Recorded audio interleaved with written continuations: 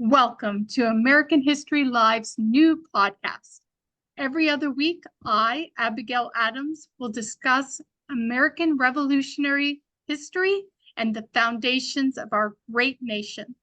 Today, I have a very special guest, one of the other historical figures available here at American History Live, an inventor, scientist, printer, businessman, statesman, the very first American.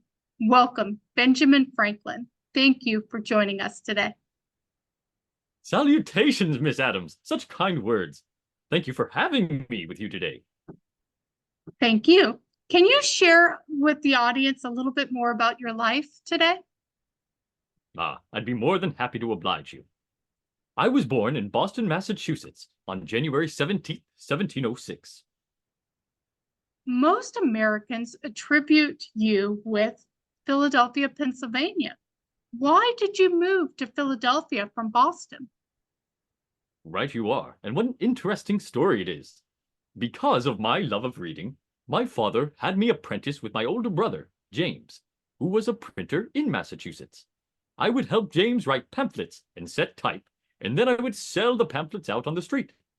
The idea was that an apprentice would work for 7 to 10 years, being provided food and shelter, but paid no money.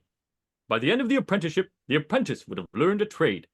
I began this at 12 years old and continued to work for my brother until I was 17 years old.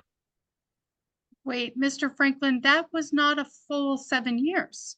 And it certainly wasn't 10. You see, working with my brother proved very difficult. I'd say he didn't treat me fairly, and he would even take credit for some of my writings.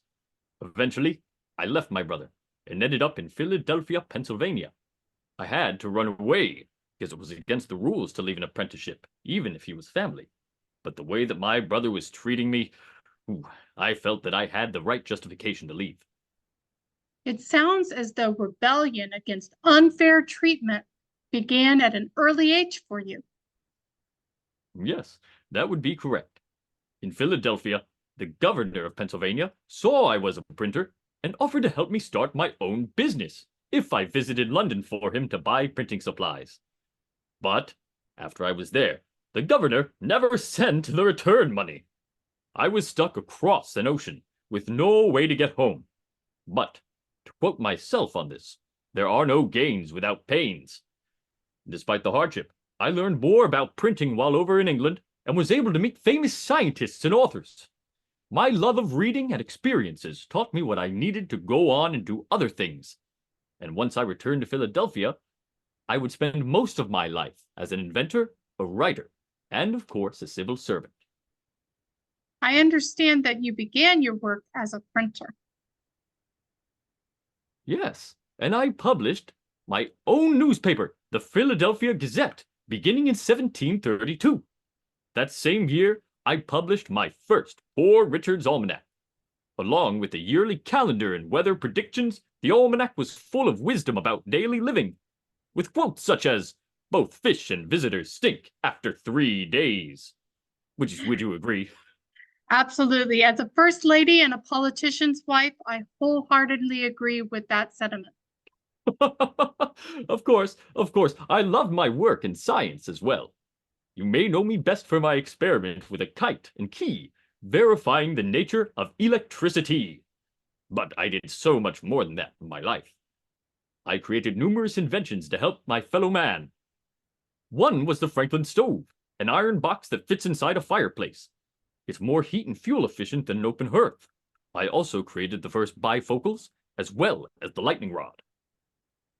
Was your goal to become rich and famous with these ideas?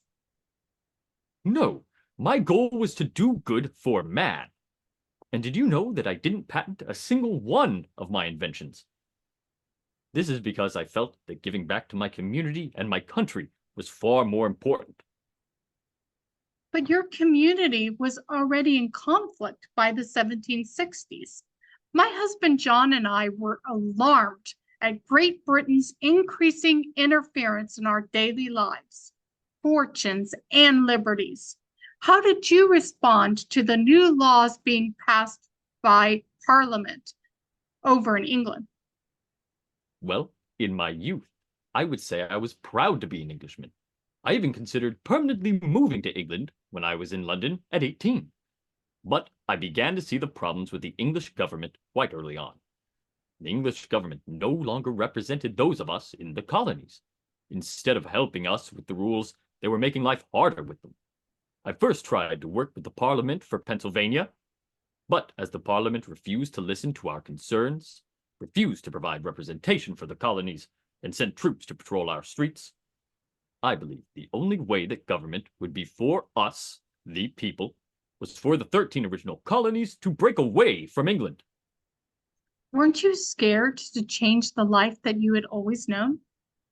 Oh yes, there's some trepidation in that, but I knew that the people had the right to a fair and just government. So I helped write and sign the Declaration of Independence, and your husband John and I were on a committee of the 5 people who were tasked with creating the document. This formally let England and the rest of the world know that from here on we were a separate, independent country.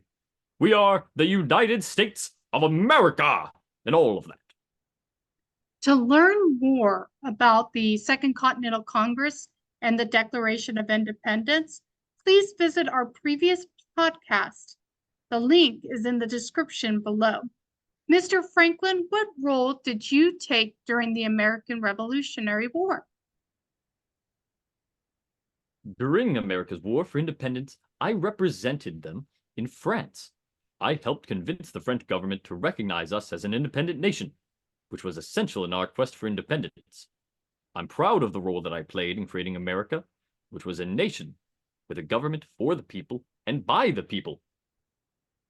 My husband John often joined you in Paris.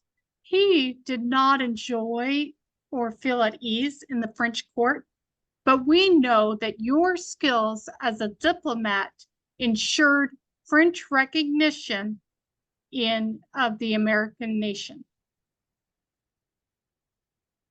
France aided America beyond just their recognition. Their military and financial aid led directly to an American victory.